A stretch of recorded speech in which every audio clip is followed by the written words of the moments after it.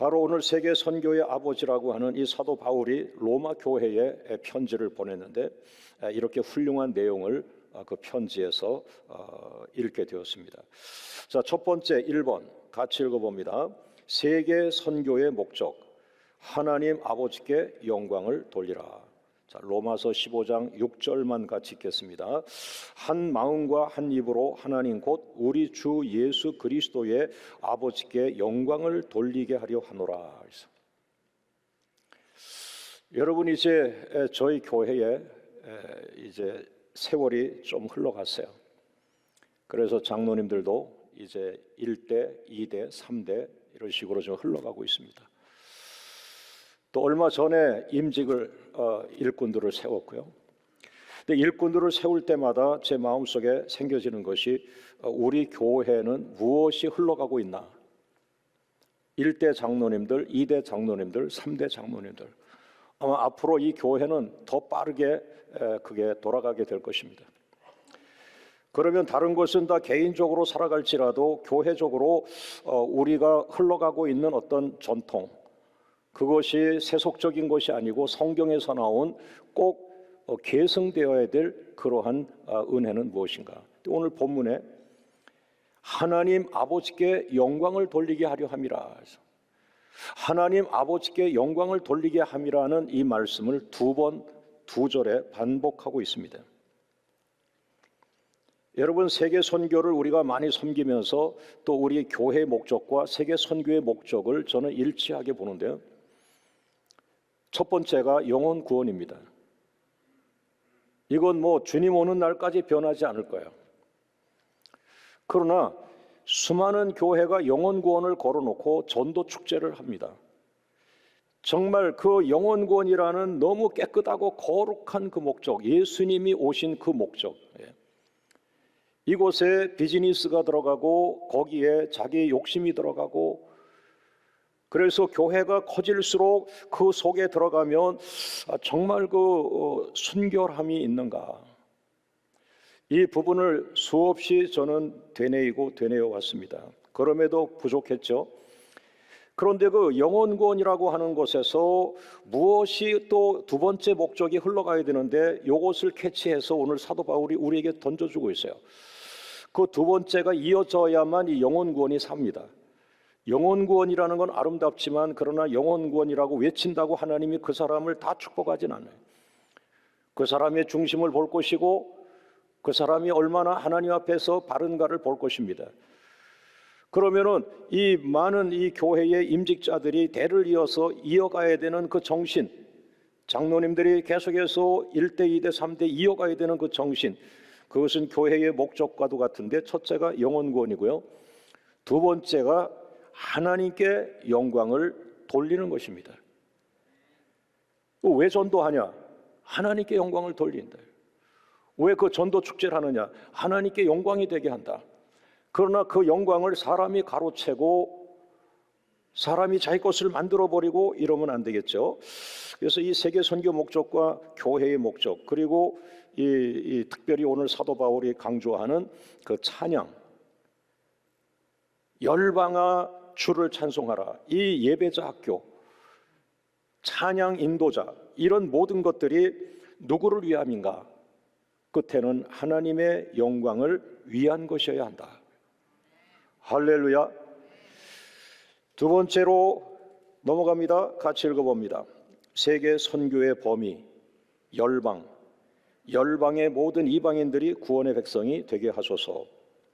로마서 15장 9절 말씀 같이 읽습니다. 이방인들도 그 긍휼하심으로 말미암아 하나님께 영광을 돌리게 하려 하심이라 기록된 바, 그러므로 내가 열방 중에서 주께 감사하고 주의 이름을 찬송하리로다 함과 같으니라. 10절 말씀에 열방들아 주의 백성과 함께 즐거워하라. 여러분, 예수님에게 12제자가 있습니다. 예수님이 12제자를 직접 뽑으셨어요. 그런데 12제자는 그야말로 갈릴리와 나사렛, 그 예루살렘 그리고 이스라엘 주변에 흩어져 있던 그런 분들이에요. 그분들도 하나님의 성령을 받아서 하나님의 성경을 기록했어요. 그것이 마태복음, 마가복음, 누가복음, 요한복음, 사도행전. 그리고 이제 뒤로 가서 베드로 전후서, 그리고 요한 1, 2, 3서, 요한계시록까지 예수님의 12 제자들이 기록을 했어요. 그런데 로마서부터 13개의 서신, 혹은 히브리서까지라면 14개의 서신인데요,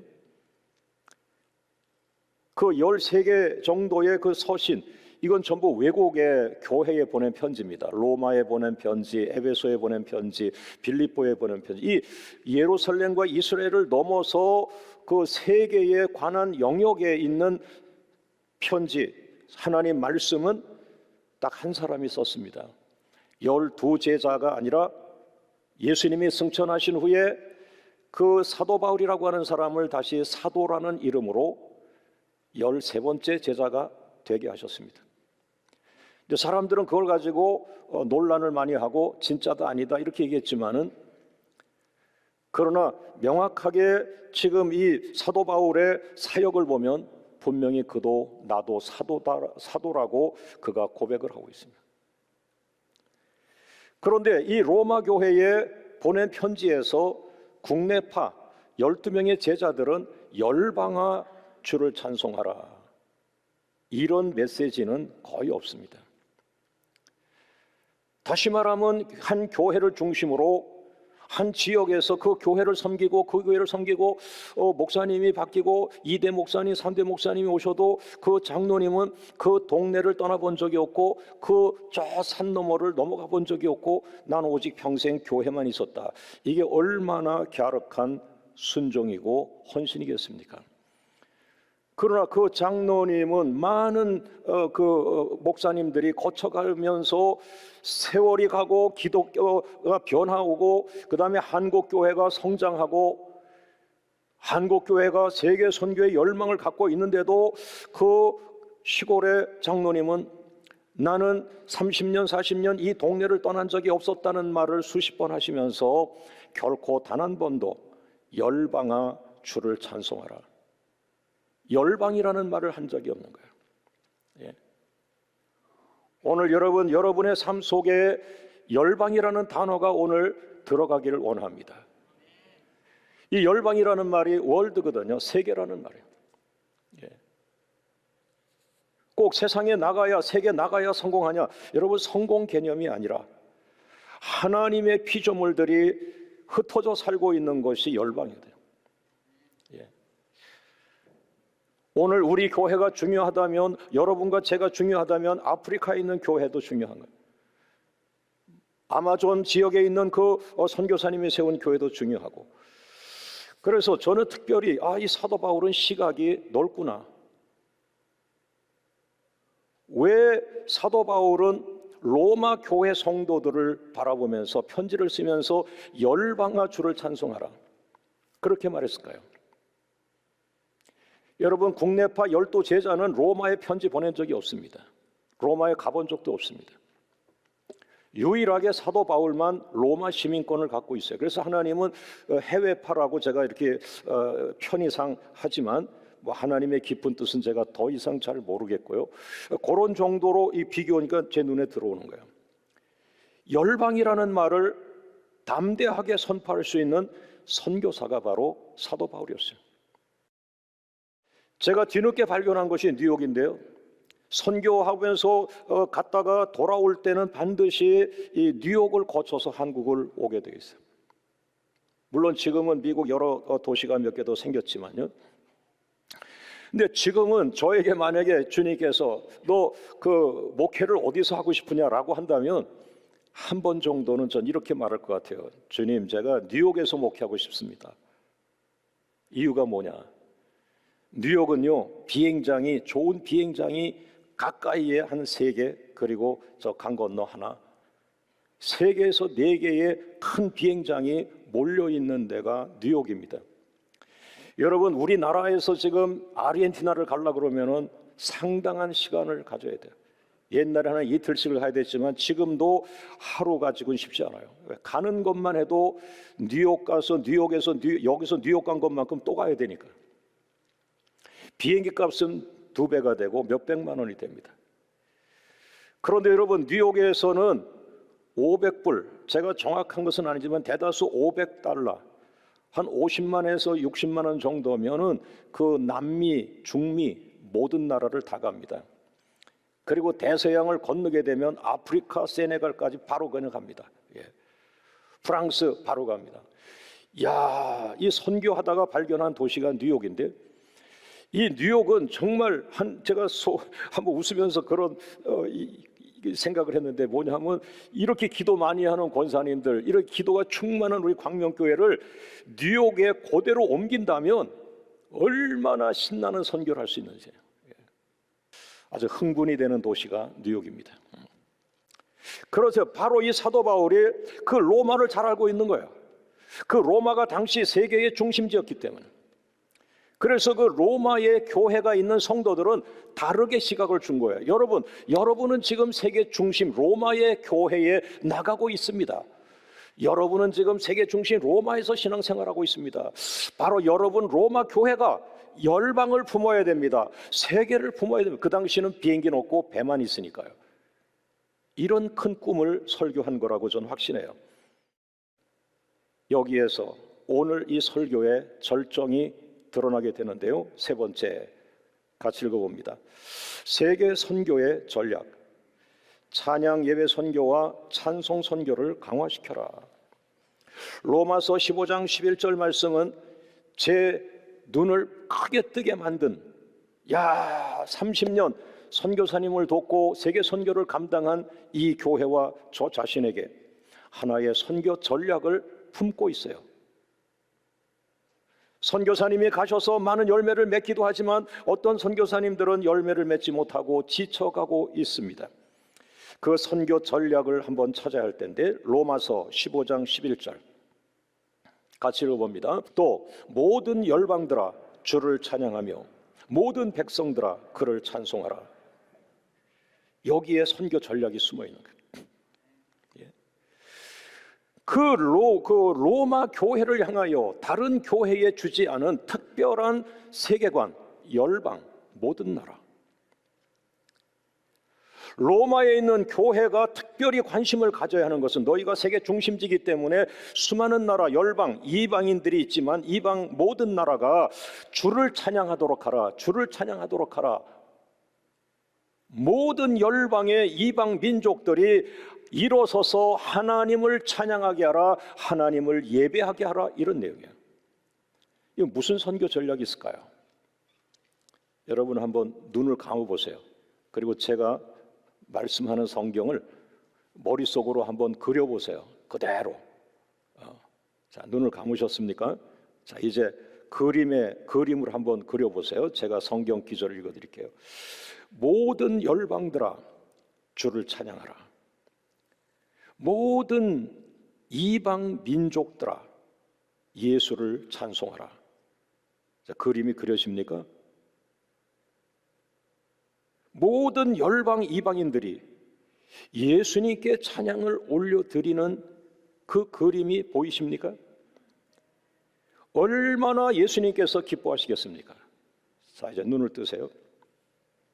목사님 하나도 안 보여서 그래도 괜찮아요. 그러나 몇몇 사람만이라도 그 그림을 한번 그려보세요. 목사님 진짜 이게 사실이라면요, 그 이방 민족 모든 나라가 우상을 버리고 모든 그 이방 민족 열방이 다 일어나서 하나님을 찬송한다면, 예수님을 찬송하는 그 민족이 된다면 하나님이 얼마나 기뻐하시겠습니까? 그것이 세계 선교의 목표가 되어야 돼요. 그럼 선교사님들은 그것을 이루어야 돼. 누굽니까? 어떤 선교사가 그런 일을 하고 있습니까? 예. 코로나 시대에 힘들다는 선교사님은 많지만, 목사님 기도해 주세요. 제가요 중동 쪽에 갑니다. 제가 아프리카 쪽에 갑니다. 제가 아마존 쪽에 갑니다. 제가 가는 나라마다 저는 한 지역에 머물러 있지 않을 겁니다. 거기서 성령이 역사하면은 그들에게 세례 주고 교회 세워놓고 하나님을 찬송하는 예배자 학교를 마치고 그들 가운데 예배 인도자를 세울 것이고, 그 사람이 주축이 돼서 매 주마다 하나님께 하나님께 살아있는 찬양 예배를 올리게 될 것이고, 나는 또 배를 타고 아마존으로 깊숙이 들어가서 다른 종족에게 예수를 전하고 그에게 구원을 시키고 세례 주고 교회가 세워지면, 그리고 예배자 학교를 할 것입니다. 예배자 예배 인도자 학교를 할 것입니다. 찬양 예배자 학교를 할 것입니다. 그리고 또 우리 광명교회 새벽 기도에 집사님들이 기타 치고 평신도들이 막 찬양하고 인도하고 예배하는 것처럼, 그렇게 찬양이 살아있는 예배, 찬양이 살아있는 교회를 만들어 놓고 나는 또 배 타고 또 다른 곳에 갈 것입니다. 왜 그런 생각을 가졌습니까? 나의 선교 전략은 로마서 15장 11절이기 때문이죠. 내 인생은 짧지만은 내가 살아있는 동안 가는 지역마다 세례를 주고, 오늘처럼 세례를 주고 교회를 세우고, 그리고 예배자 학교를 하고 예배 인도자 학교를 하고 찬양 학교를 하고 찬송 학교를 하고, 그래서 모든 그 성도 원주민들이 일어나서 두 손을 들고 우상을 버리고 하나님을 찬송하는 그런 예배가 그 교회에 자리를 잡게 되면 나는 또 다른 도시로 갈 것입니다. 선교 전략. 누구도 찬송을 선교 전략으로 삼지 않았다. 누구도 찬양 예배를 선교사의 무기로 삼지 않았다. 그것은 이유가 있습니다. 그 선교사님이 선교지에 가야 되는 사명은 가졌지만 찬송에 익숙하지 않았고, 자기가 하나님 앞에 나갈 때 찬송으로 나가지 않았고, 자기가 하나님 앞에 나갈 때 찬양 예배 가운데 하나님 보좌를 향하여 나가지 않았기 때문에. 여러분, 저는 생소한 선교사 후보생을 한 명 만나게 됐어요. 집사님이에요. 그 집사님 한 분이 저를 전화를 했고 또 제가 대화를 했어요. 목사님, 제가 몽골로 선교사를 가려고 합니다. 속으로 놀라기 시작했죠. 목사님 아니신데, 신학 공부한 적이 없으신데 갑자기 왜 선교사로 가시지? 선교가 만만한 게 아닌데, 이제 제 한계에서 그렇게 생각을 하겠어요. 네, 찬양 예배 선교사라고요? 그러면 가서 무슨 일 하시는 겁니까? 제가 그 나라 가서 찬양을 가르치고 예배하고 예배를 인도하고 찬양 예배 선교사로 갑니다. 그런 단체가 있습니까? 네, 있습니다. 찬양 선교사라고 하는 이 생소한 말씀에 제가 잘 정립이 안 돼서 제가 잘 모르고 있었어요. 찬양 예배가 필요한 곳에 찬양 예배 선교사를 보내시는 성령님의 계획이셨어요. 그분의 계획이 아니었어요. 내가 가지고 있는 이 신앙의 패턴에서 그런 부분이 약했던 거죠. 여러분, 그런데 제가 지난 9주간 동안 창조적 성막 예배와 브라가 찬양 예배를 하나님이 한꺼번에 주시면서 주일 저녁과 금요 저녁에 저는 저 뒷자리에서 계속 관찰하기 시작했어요.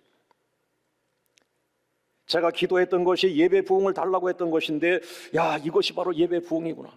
하나님 감사합니다. 그런데 왜 성막 예배와 브라가 찬양 예배를 두 개를 같이 주셨죠? 그랬더니 자세히 9주간을 가다 보니까 이 성막 예배는 찬양이 없어요. 성경 안에는 찬양이 없어요. 성막 예배 코스에. 근데 우리는 그 찬양으로 그 모든 회개도 찬양으로, 고백도 찬양으로, 헌신도 찬양, 이렇게 만들어서 우리가 한 거죠. 그런데 그 성막 예배에 없는 찬양의 요소가 이 브라가 찬양 예배에 매 주마다 9번씩 찬양으로 폭탄같이 떠졌어요. 성막 예배와 찬양, 성막 예배와 찬양. 여러분, 우리 교회는 지난 9주간 동안 하늘이 열렸습니다. 깜짝 놀랐어요. 가정주부가 마이크를 들고 찬양을 인도하는데 저분이 바로 CCM 가수를 했어야 되는데, 사업하는 우리 안수 집사님이 기타를 치며 찬양하는데 깜짝 놀랐어요. 아름답다. 저 집사님 돈 벌 때도 아름답지만은 이 찬양할 때 얼마나 본인들이 막 예배자가 된 거예요. 여러분, 9주간 우리 교회는 그 찬양 예배 2번을 드리면서 예배 학교가 아니지만 예배 학교와 같이 예배 인도자 학교를 한 것처럼 많은 일꾼들을 배출하고 많은 찬양자를 배출하고, 이제 집사님 그 정도면 됐어요. 그냥 주일 낮에도 찬양 인도하세요. 순수합니다. 아주 순박합니다. 하나님 기뻐하십니다. 예. 할렐루야. 할렐루야.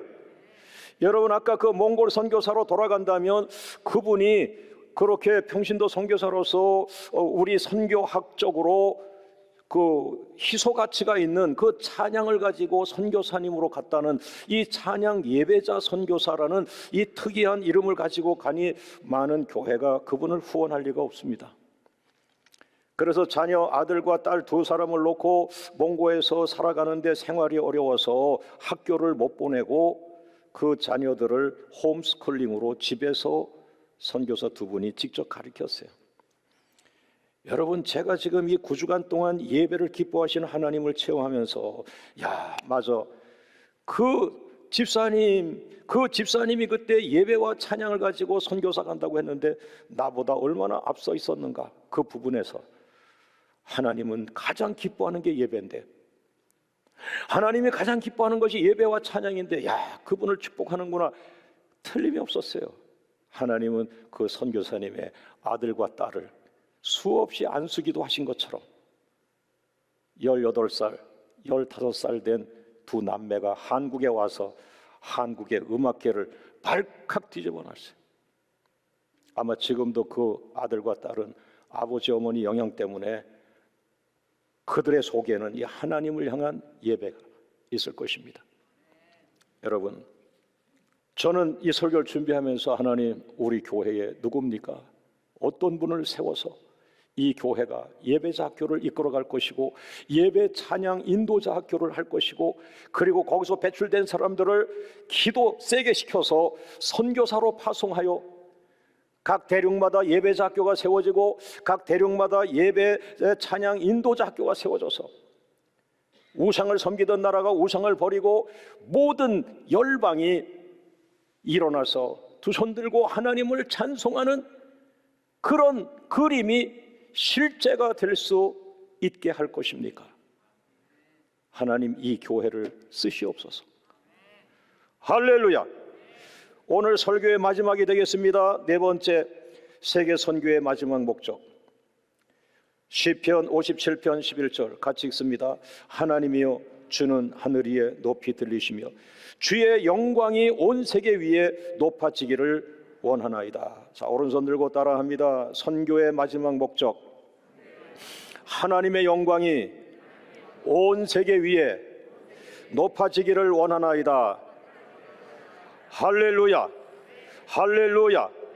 여러분, 저는 또 하나 눈이 열렸습니다. 이번 9주간 그 예배 부흥 속에서 제가 살아났습니다. 제가 찾지 못한 마지막 비전을 찾았습니다. 그 마지막 비전은 교회가 찬양하는 교회로 일어나는 것이며, 앞으로도 창조적인 성막 예배와 브라가 찬양 예배와 다윗의 장막 예배와 이런 놀라운 예배들을 우리 교회에서 그대로 순종하여서 1년 52주 주일 예배, 저녁 예배, 수요 예배, 새벽 예배, 금요 예배 할 것 없이 그 교회는 예배가 살아있는 교회. 그들이 다 일어나서 두 손 들고 찬송하면 마귀가 근접할 수 없는 교회. 하나님의 거룩함이 지상으로 그대로 쏟아져 내려오는 천국 보좌가 임하는 교회. 할렐루야. 할렐루야. 할렐루야. 여러분, 기도해 주시기 원합니다. 세계 선교 목표를 제가 세웠습니다. 이제까지 세계 선교 목표가 그대로 이어지지만 플러스 하나 더 했습니다. 세계 선교 목표, 우리 교회는 찬양으로 가득 찬 교회가 되자. 2번, 예배 학교를 운영하여 많은 성도들을 찬양 예배자로 키워내자. 3번, 예배자 학교를 운영하여 많은 성도들을 찬양 예배 인도자로 키워내자. 네 번째, 온 세계로 열방을 찬양하도록 만드는 찬양 예배 선교사를 파송하자. 자, 마지막 같이 외치고 마치겠습니다. 오른손 들고, 하나님의 영광이 온 세계 위에 높아질 때까지 찬양 예배를 멈추지 말자. 하나님의 영광이 온 하늘을 덮을 때까지, 하나님의 찬송이 온 세계에 가득할 때까지, 하나님의 영광이 열방 모든 나라에 나타날 때까지 찬양을 멈추지 말자. 모든 영광을 주님께.